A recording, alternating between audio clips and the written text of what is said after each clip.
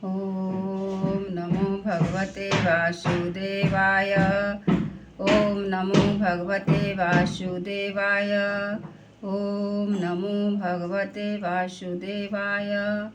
ओम नमो भगवते वासुदेवाय। ओम नमो भगवते वासुदेवाय। ओम नमो भगवते वासुदेवाय।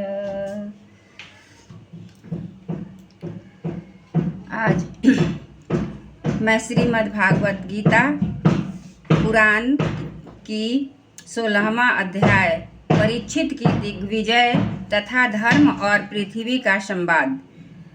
सूत जी कहते हैं, शौनक जी, पांडवों के महाप्राण के पश्चात भगवान के परम भक्त राजा परीक्षित श्रेष्ठ ब्राह्मणों की शिक्षा के अनुसार पृथ्वी का शासन करने लगे। उनके जन्म के समय ज्योतिषियों ने उनके संबंध में जो कुछ कहा था, वास्तव में वे सभी महान गुण उनमें विद्वान थे। उन्होंने उत्तर की पुत्री इरावती से विवाह किया। उससे उन्होंने जन्मेजय आदि 4 पुत्र उत्पन्न किए तथा कृपाचार्य को आचार्य बनाकर उन्होंने गंगा के तट पर 3 अश्वमेध यज्ञ किए, जिनमें ब्राह्मणों को पुष्कल दक्षिणा दी गई। उन यज्ञों में देवताओं के प्रत्यक्ष रूप से प्रकट होकर अपना भाग ग्रहण किया था। एक बार दिग्विजय करते समय उन्होंने देखा कि शूद्र के रूप में कलियुग राजा का वेश धारण करके एक गाय और बैल के जोड़े को ठोकरों से मार रहा है। तब उन्होंने उसे बलपूर्वक पकड़कर दंड दिया। शौनक जी ने पूछा, महाभाग्यवान सूत जी, दिग्विजय के समय महाराज परीक्षित ने कलियुग को दंड देकर ही क्यों छोड़ दिया, मार क्यों नहीं डाला? क्योंकि राजा का वेश धारण करने पर भी था तो वह अधम शूद्र ही जिसने गाय को लात से मारा था। यदि यह प्रसंग भगवान श्री कृष्ण की लीला से अथवा उनके चरण कमलों के मकरंद रस का पान करने वाले रसिक महानुभावों से संबंध रखता हो तो अवश्य कहिए। दूसरी व्यर्थ की बातों से क्या लाभ? उनमें तो आयु व्यर्थ नष्ट होती है।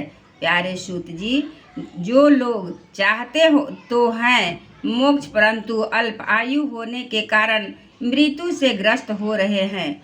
उनके कल्याण के लिए भगवान यम का आवाहन करके उन्हें यहाँ शांति कर्म में नियुक्त कर दिया गया है। जब तक यमराज यहाँ इस कर्म में नियुक्त हैं, तब तक किसी की मृत्यु नहीं होगी। मृत्यु से ग्रस्त मनुष्य लोक के जीव भी भगवान की सुधा तुल्य लीला कथा का पान कर सके, इसलिए महर्षियों ने भगवान यम को यहाँ बुलाया है। एक तो थोड़ी आयु और दूसरे कम समझ। ऐसी अवस्था में संसार के मंद भाग्य विषयी पुरुषों की आयु व्यर्थ ही बीती जा रही है। नींद में रात और व्यर्थ के कामों में दिन। सूत जी ने कहा, जिस समय राजा परीक्षित कुरुजांगल देश में सम्राट के रूप में निवास कर रहे थे, उस समय उन्होंने सुना कि मेरी सेना द्वारा सुरक्षित साम्राज्य में कलियुग का प्रवेश हो गया है। इस समाचार से उन्हें दुख तो अवश्य हुआ, परंतु यह सोचकर कि युद्ध करने का अवसर हाथ लगा, वे उतने दुखी नहीं हुए। उसके बाद युद्धवीर परीक्षित ने धनुष हाथ में ले लिया। वे श्याम वर्ण के घोड़े से जुते हुए सिंह की ध्वजा वाले सुसज्जित रथ पर सवार होकर दिग्विजय करने के लिए नगर से बाहर निकल पड़े।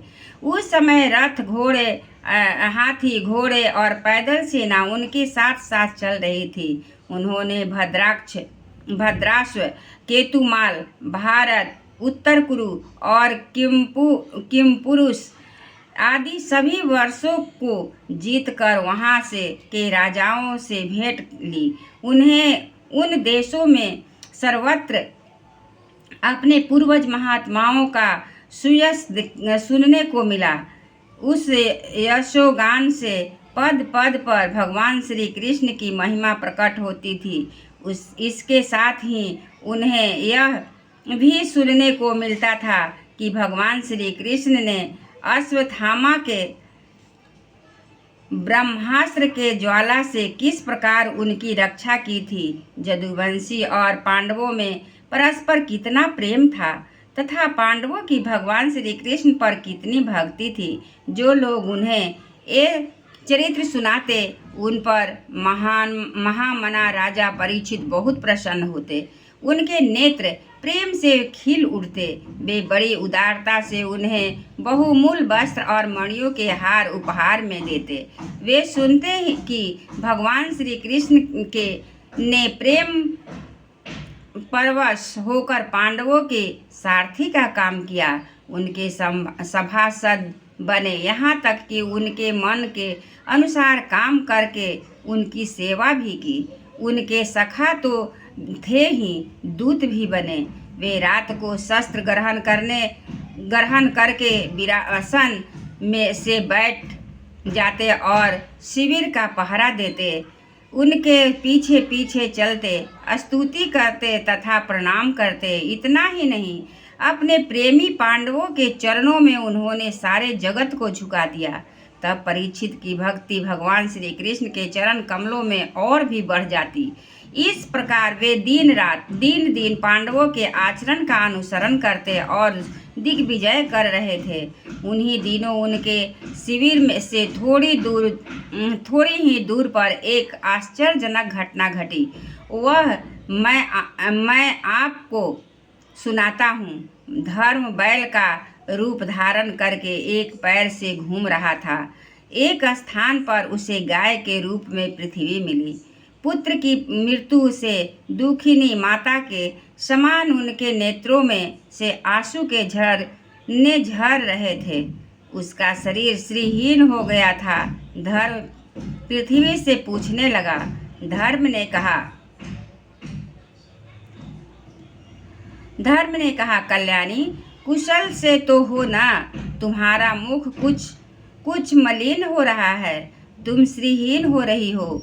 मालूम होता है तुम्हारे हृदय में कुछ न कुछ दुख अवश्य है। क्या तुम्हारा कोई संबंधी दूर देश में चला गया है जिसके लिए तुम इतनी चिंता कर रही हो? कहीं तुम मेरी तो चिंता नहीं कर रही हो कि अब इसके 3 पैर टूट गए हैं, एक ही पैर रह गया है। संभव है तुम अपने लिए शोक कर रही हो कि अब शूद्र तुम्हारे ऊपर शासन करेंगे। तुम्हें इन देवताओं के लिए भी खेद हो सकता है जिन्हें अब यज्ञों में आहुति नहीं दी जाती, अथवा उस प्रजा के लिए भी जो वर्षा न होने के कारण अकाल एवं दुर्भिक्ष से पीड़ित हो रही है। देवी, क्या तुम राक्षस सरीखे मनुष्यों के द्वारा सताई हुई अरक्षित स्त्रियों एवं आर्त बालाओं के लिए शोक कर रही हो? संभव है विद्या अब कुलकर्णी ब्राह्मणों के चंगुल में पड़ गई है और ब्राह्मण विप्रद्रोही राजाओं की सेवा करने लगे हैं और इसी का तुम्हें दुख हो।